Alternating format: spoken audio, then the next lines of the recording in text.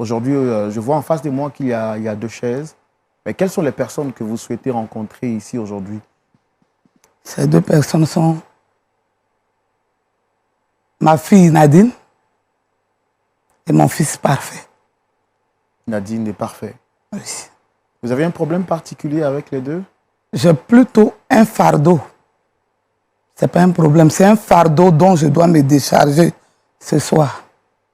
C'est pour cela que je suis sur ce plateau.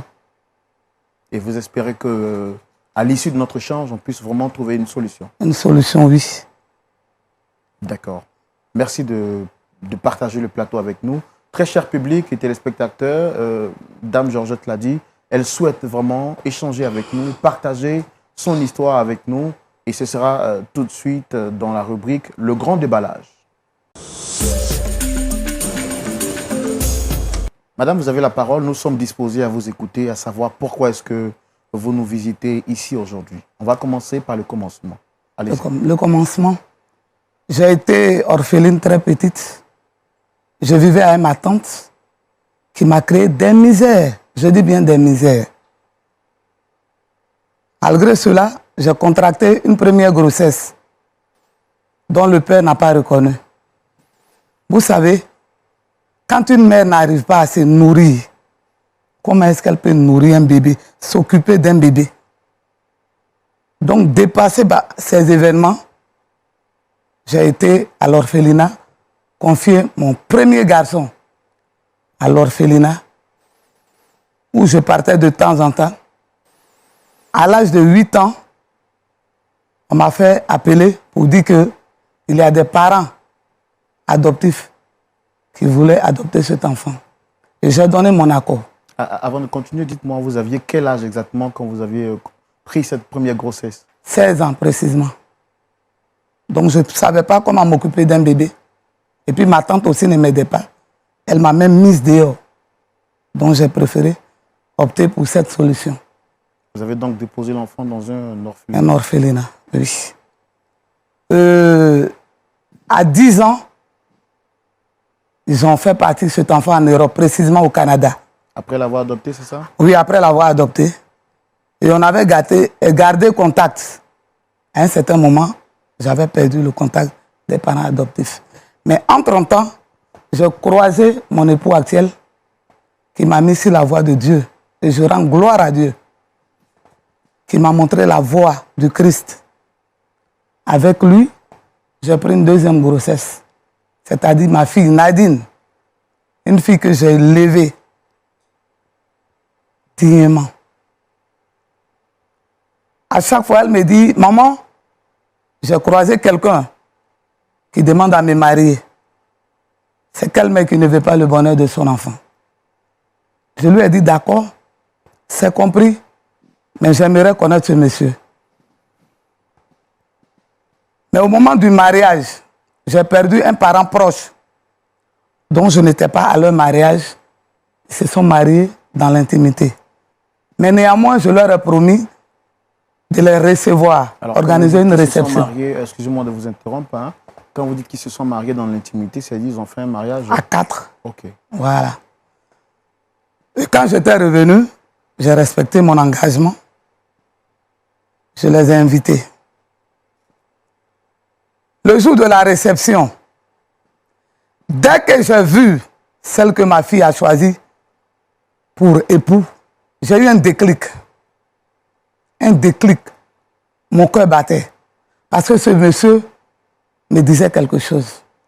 Mais puisque je voyais le bonheur sur le visage de ma fille, ne voulant pas la frustrer, je n'ai rien dit.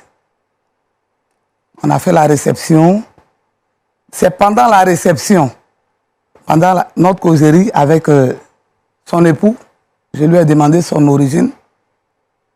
Et ce monsieur me dit qu'il a été un enfant adopté, que présentement même, il est à la recherche de ses parents biologiques.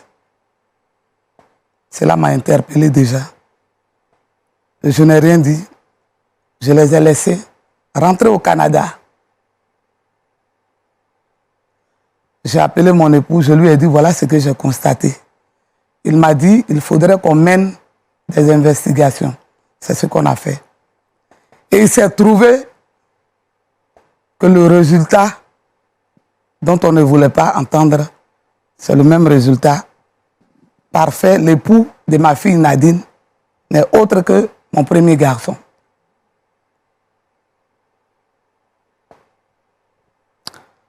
Nadine m'a appelé quelque temps après pour me dire qu'elle attendait un bébé. Ensuite, des mois après, elle m'a dit qu'elle a accouché d'une fille. Alors, donc, excusez-moi de vous interrompre, hein, c'est juste comprendre. Oui. Vous nous dites qu'ils se sont mariés, quelque temps après, elle vous a appelé pour vous dire qu'elle attendait un bébé. Un bébé. Alors, vous avez dit que l'enfant avait été adopté par des parents et qu'ils sont allés précisément au Canada. Au Canada.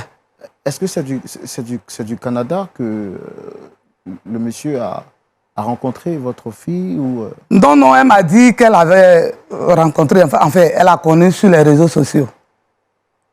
Elle a connu, Nadine, elle vit ici avec nous. Oui, Nadine vivait avec moi. C'est pendant ce temps qu'elle me parlait de ce monsieur. Et après, quand ils se sont mariés, il est reparti avec Nadine. Okay. Et quand elle m'a dit qu'elle venait, elle et son époux présentaient les bébés, j'ai dit, il n'y a pas de problème. Présentement où je vous parle, Nadine est venue avec son époux qui n'est autre que son grand frère. Et je ne sais pas où me mettre. J'ai des insomnies.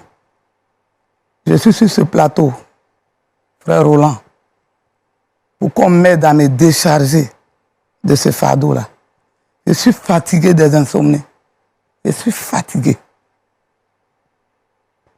C'est pour cela que je suis sur ce plateau. D'accord. Alors, entre le temps où vous avez découvert que le mari parfait était le mari mon fils. Enfin, le fiancé avant d'être le mari de Nadine, quand vous avez su qu'il était votre fils, est-ce que vous avez tenté d'informer ou d'alerter vos enfants pour ne pas qu'ils commettent l'irréparable? C'est l'erreur que j'ai fait. J'avais peur parce qu'elle était heureuse dans son foyer. C'est l'erreur que j'ai fait. C'est à elle-même que j'ai fait du mal, puisque elle a été élevée par moi. Je lui ai inculqué une éducation qu'une mère doit donner à sa fille. Je ne lui ai jamais dit. Et c'est ce qui m'inquiète beaucoup. C'est pour cette raison que je suis ici. Et là, qu'est-ce que vous souhaitez qu'on puisse faire pour vous aider? D'abord, leur demander pardon. Leur dire la vérité. Pour qu'ils sachent qu'en fait, ils ne sont que frères et sœurs. Et que la seule solution, c'est la séparation, le divorce. Je veux que vous m'aidiez à leur demander pardon. Parce que je connais déjà la réaction des deux enfants. Mais moi aussi, j'ai besoin de me libérer de ce poids.